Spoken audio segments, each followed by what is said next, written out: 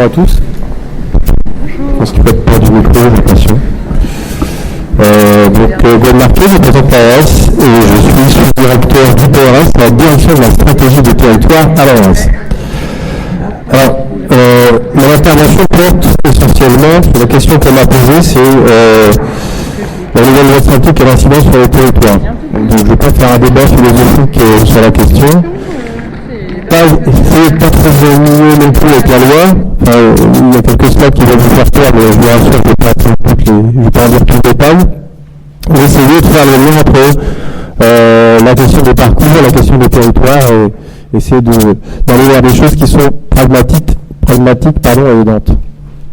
Alors, les territoires dans la loi, je vais parler évidemment, sans prêcher pour ma paroisse, mais du projet régional de santé de deuxième génération, puisqu'on commence déjà à mettre les deux pieds dedans.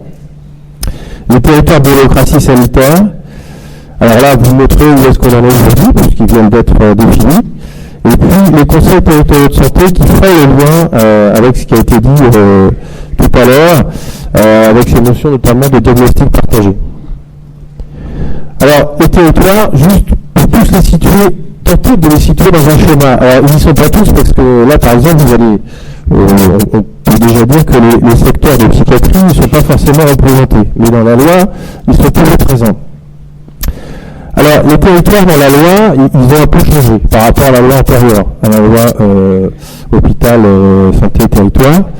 On a maintenant les territoires de démocratie sanitaire qui viennent d'être définis. Ces territoires de démocratie sanitaire, ils sont de manière générale dans l'ensemble des ARS de France assez grands, très souvent les départements, c'est la majorité des cas, et c'est une obligation, il doit être défini, et je reviendrai dessus tout à l'heure. L'objectif de ces territoires de démocratie sanitaire, c'est évidemment de faire fonctionner la démocratie sanitaire, mais aussi d'y assurer une cohérence entre l'ensemble des politiques de santé. Ensuite, on a une grosse différence par rapport à la loi antérieure, c'est que ces deux territoires ne sont pas forcément les mêmes. Ensuite, on a le zonage d'activité des soins, équipement lourd et de biologie. C'est l'ensemble des zonages, donc des territoires, qui sont définis pour l'offre de soins. Et la particularité de ces zonages, c'est que dans cette loi-là, ils peuvent être différents en fonction des activités de soins. Donc on peut avoir un territoire pour organiser l'activité de soins en médecine, en chirurgie, en santé mentale, etc., qui peuvent être à chaque fois différents.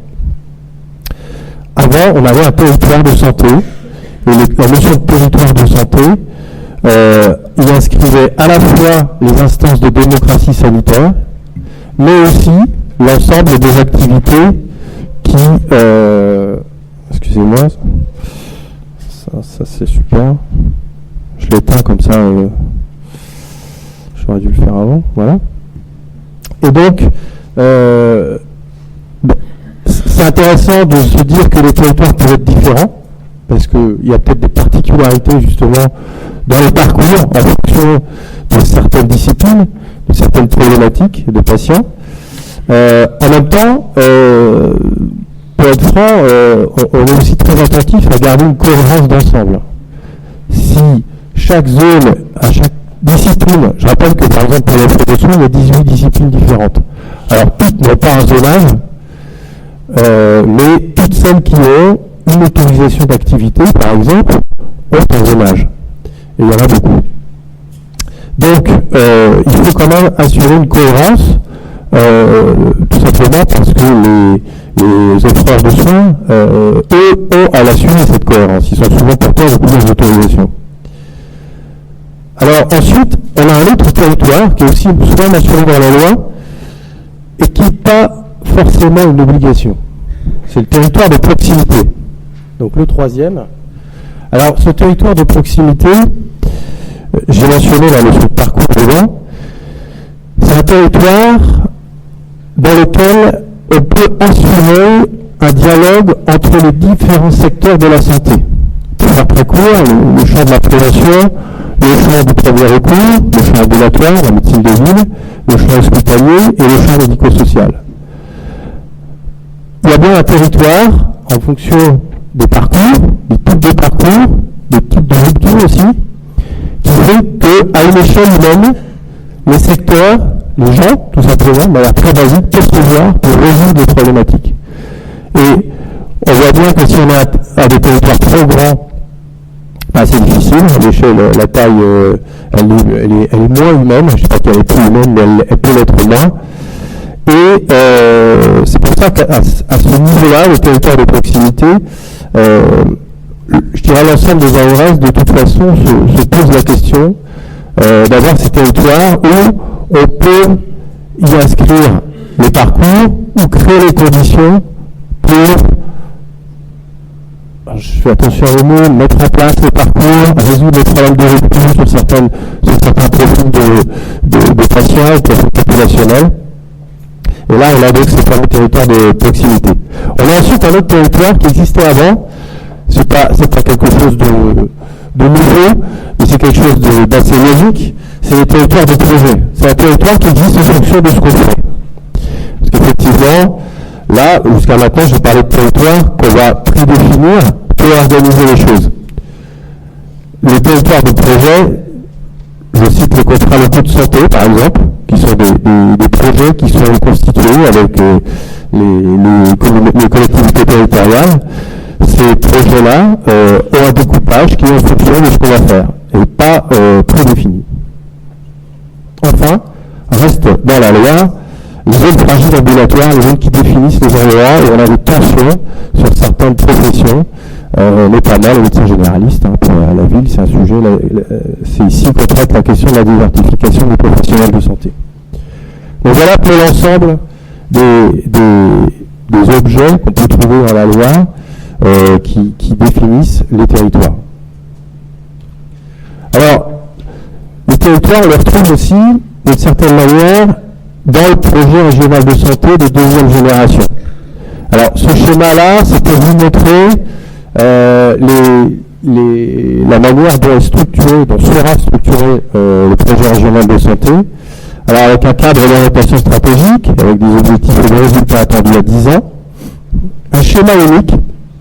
Alors, changement par rapport au plan régional de santé de première génération, on a pris 3 schémas en trio d'orgue, c'est-à-dire un schéma de la santé publique, un schéma de l'offre de soins, de l'offre ambulatoire et un schéma du médico-social. Là maintenant, on a un schéma unique. Alors, j'espère qu'on va réussir, mais l'idée de ce schéma unique, c'est surtout de faire un pas encore plus pour créer les conditions, justement, d'aider à mettre en place les parcours et à éviter d'avoir, justement, des schémas qui vont être les uns à côté des autres et qui peuvent fonctionner complètement les uns à côté des autres. De la dimension stratégique, qu'est-ce qu'on va faire sur 5 ans, jusqu'à la mise en place. Là, dès le début, on construit vraiment ensemble. Donc on peut, je dirais, traiter, aborder des thématiques, le handicap par exemple, du début jusqu'à la fin du parcours au niveau d'un projet régional de santé. Avant, il fallait faire un effort quand même assez important et notamment adapter, contourner un petit peu ce cadre juridique qui était relativement contraignant de ces 3 schémas. Dans la loi, on a, dans le projet régional de santé, on a aussi le PRAPS, qui est le seul programme qui reste, parce qu'il y avait beaucoup de programmes avant. Je parle du programme obligatoire. Alors le PRAPS, il a cette particularité que c'est le seul objet qui sera dans le plan régional de santé 2 qui va avoir des actions. Les autres, notamment le schéma régional de santé, il crée un cadre avec des objectifs qui peuvent être très opérationnels, mais on ne va pas y trouver les actions. Alors je précise dans ce schéma aussi que dans la loi, on a pas mal d'objets qui sont des outils, je vais dire ça comme ça, des outils de la mise en place, des outils de structuration, de programmation, des actions dans les territoires. Ils ont souvent un point commun, c'est que souvent ils sont territorialisés. Au premier après, on va voir les projets territoriaux de santé mentale. Donc sur la question de la santé mentale, dans la loi, on a vraiment une cohérence, même si ça peut apparaître un peu complexe, parce qu'il y a pas mal de choses, mais on a une certaine cohérence entre ce qu'on prévoit de faire sur les 5 années à venir qui va figurer dans le schéma unique, mais un outil vraiment de mise en œuvre des actions, de déclinaison des actions. Et quand on dit déclinaison des actions, c'est, si je prends un exemple, une rupture, une problématique dans une prise en charge dans un territoire, c'est quelque chose qu'on peut écrire systématiquement dans un schéma unique. Là, on est à une échelle de la grande région de France. Donc il faut bien qu'à un moment donné, on ait un deuxième temps, qui soit un temps de diagnostic par les acteurs, qui construit aussi la réponse. Parce qu'il faut identifier collectivement les principales problématiques, celles qui sont les plus importantes et celles à laquelle on va pouvoir répondre. Et là, c'est assez intéressant dans ce champ-là de voir qu'on a un outil qui est un passage obligé, qui va être la déclinaison dans les territoires via ces projets territoriaux de santé mentale. Les questions aussi de contrats de territoire, projets de territoire, les CLS, les contrats d'objectifs et de moyens. Enfin, voilà, on a un certain nombre d'outils à notre disposition pour décliner les actions dans les territoires. Donc voilà pour le plan général de santé. Alors, voilà, je vous avais promis un slide qui faisait mal aux yeux. Voilà, on y est. Donc, il y en a qu'un comme ça, et je vais juste citer deux choses dedans. Je vais épargner les axes du schéma du SRS, du schéma régional de santé, le schéma unique. En fait, dans le texte, on a beaucoup de choses, et donc il faut trier des choses qui reviennent régulièrement, comme la question des parcours, par exemple. Dans les axes du cadre d'orientation stratégique, donc que l'ensemble des régions de France prennent en compte, on a bien cette question territoriale qui est fortement posée. Alors, j'ai pas tout ressorti ce qui citait et ce qui allait vers les territoires. Je vais en prendre qu'un seul, qui est quand même en tête de l'ensemble des schémas, c'est la lutte contre les inégalités sociales et territoriales de santé. En particulier celle relative à l'accès, prévention, soins, accompagnement médico-social. Dans ces questions d'inégalité sociale et territoriale de santé, on a bien, je fais le lien avec la définition des territoires, hein, on a bien à la fois le besoin de définir des territoires préalables dans certains cas, parce que pour lutter contre les inégalités sociales et territoriales de santé, il faut garantir à tout le monde le même accès à une offre. Donc il faut bien que cette offre soit organisée et on se pose la question des territoires les plus pertinents pour répartir certaines prestations. Donc ça c'est une approche de l'équité, mais on a aussi besoin de l'autre approche, c'est de pouvoir apporter des réponses qui sont adaptées en fonction du territoire. Ça c'est une deuxième notion, ça veut dire que la réponse ne va pas forcément être partout la même. Et on retrouve là cette question des parcours, cette question des ruptures. C'est bien qu'il y a des choses qui reviennent, qui sont récurrentes, auxquelles on doit être attentif. Mais quand on arrive sur un territoire, on peut constater que c'est pas du tout ça le sujet à ce moment-là. C'est un autre sujet qui est beaucoup plus important et auquel on doit s'attaquer en premier.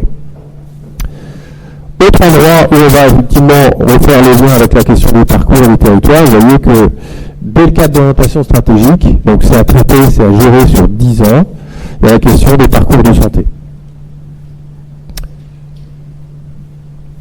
Alors, maintenant je reviens un peu sur le territoire de démocratie sanitaire, puisque ils existent aujourd'hui. Donc ils existent depuis le 1er novembre 2016. Alors, je vous l'avais précisé, ils ont vocation à mettre en cohérence les projets de l'Agence régionale de santé et les projets des professionnels et des collectivités territoriales. Et ils ont aussi, c'est extrêmement important et présent dans la loi, pour but de prendre en compte l'expression des acteurs du système de santé, notamment de celle des usagers. Et là aussi, on trouve la dimension territoriale. On verra ça dans les conseils territoriaux de santé. Alors, je vous passe l'histoire de la procédure. Il y a eu 2 mois de consultation auprès du préfet de région, la CRSA, la conférence régionale de santé et de l'autonomie, qui est l'instance de la grande région qui représente la démocratie sanitaire, et les collectivités territoriales. Alors, là aussi, je pense que je vais quand même vous dire 2-3 choses là-dessus. Juste vous dire que les territoires de démocratie sanitaire, avant le regroupement des 2 régions, ont été définis avec des approches différentes. Du côté de la Picardie, l'approche a été plutôt statistique. C'est-à-dire que dans le PRS1, l'objectif a été de définir des territoires qui étaient homogènes en termes de profil de population. Je l'ai fait un peu court, mais c'est dans l'idée. Du coup, on a déduit des territoires qui sont quand même assez différents de ceux habituellement, quand je dis habituels, c'est-à-dire ceux qu'on trouve au niveau administratif. J'entends par exemple les arrondissements, les découpages du conseil départementaux, les départements. Donc là, ils avaient quitté cette logique-là.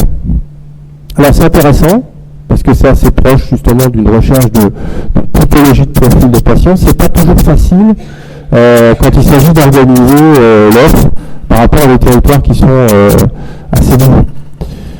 Dans le Nord-Pas-de-Calais, depuis longtemps, les territoires qui ont été choisis étaient très proches, extrêmement proches, des territoires d'un découpage administratif.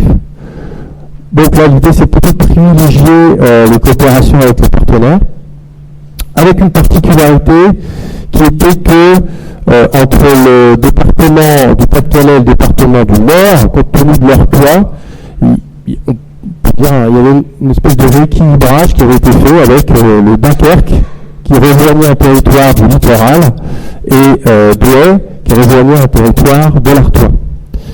Donc voilà un peu les particularités des deux découpages. Là évidemment il en fallait un unique.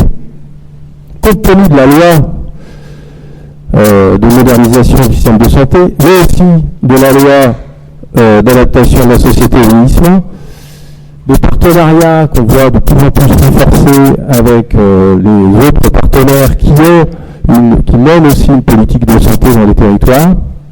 L'option forte a été celle de garder des territoires qui ont un découpage administratif qui est proche de ceux des partenaires, au premier d'entre eux, les conseils départementaux. Alors la seule particularité a été pour le Nord, vous le verrez, puisqu'il a une taille quand même particulièrement importante par rapport à l'ensemble des départements de la France, et donc celui-là il est coupé en deux. Donc les territoires qui sont retenus pour, j'allais dire les 5 années, même les 10, les territoires de démocratie sanitaire sont les territoires que je vous présente là. Alors, donc les départements, avec le département du Nord, le coupe en deux. Alors j'attire votre attention aussi sur,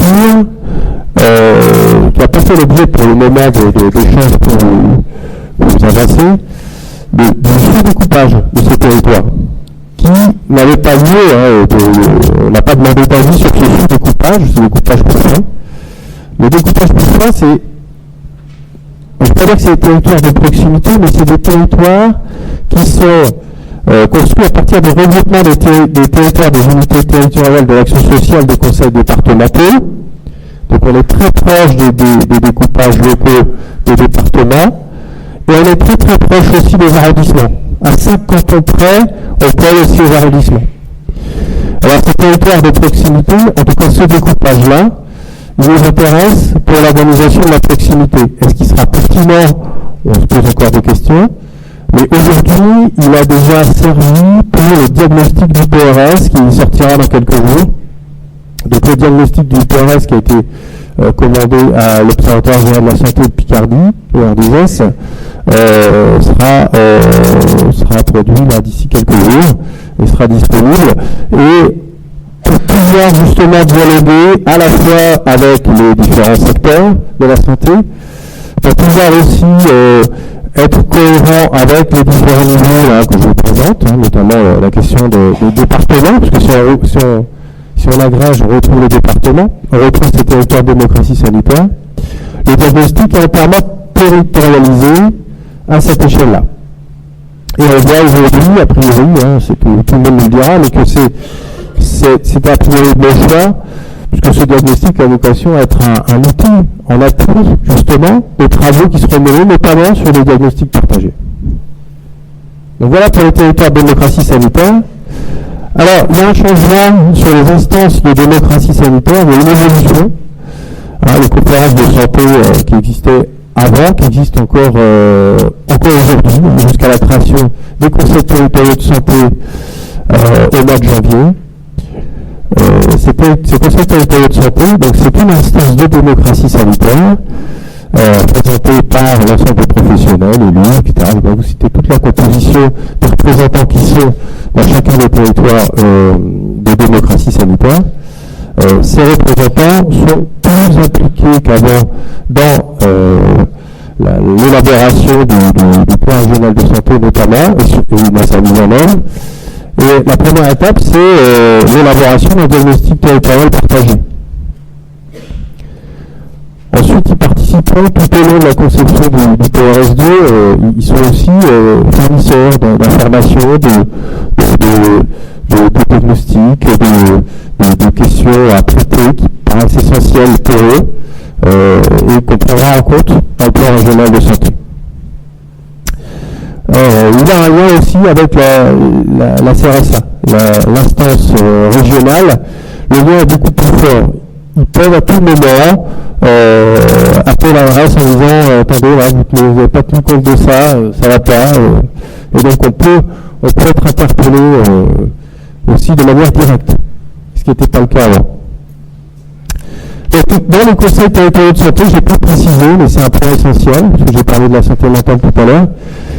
Dans tous les conseils territoriaux de santé, il y a une commission spécialisée en santé mentale.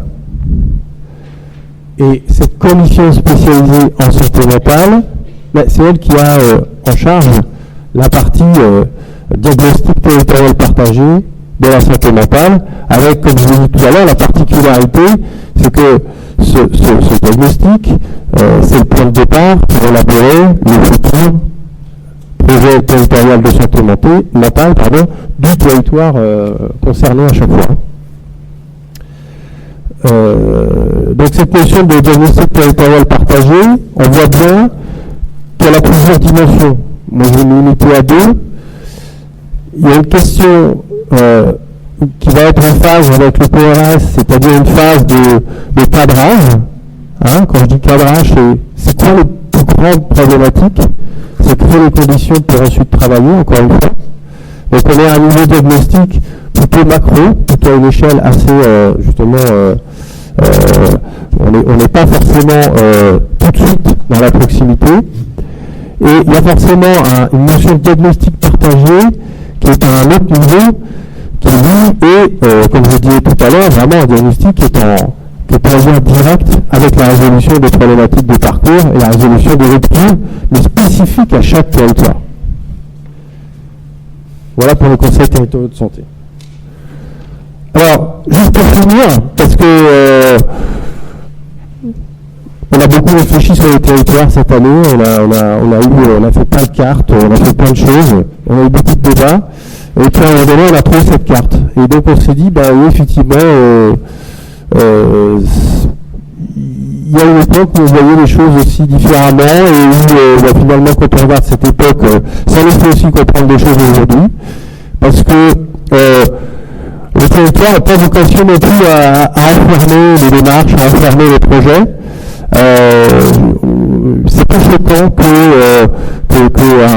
une frontière, finalement, il est plus pertinent de travailler avec les voisins qui n'est pas dans la région. Si on voit par exemple en bas Château-Thierry, aujourd'hui, les gens qui habitent à Château-Thierry, le réflexe principal, c'est d'aller à Reims pour se faire soigner et pas de suivre un mouvement planificateur qui serait de dire, écoutez, vous habitez Château-Thierry, si vous avez un problème, vous allez aller à Amiens parce que votre CHRU, il est sur Amiens. Donc, voilà, il y a aussi une dimension culturelle, une dimension aussi des habitudes, une dimension économique. Il y a plein d'autres facteurs qui viennent influencer la question du choix des populations et du choix collectif, mais aussi des choix individuels. Et voilà, donc prudence aussi sur les territoires. C'est pour nous aider, mais voilà, il me semble qu'il y a un géographe connu qui avait dit que ça servait d'abord à faire la guerre. Il me semble que, voilà, donc, on n'en est pas là, mais voilà, je vous remercie.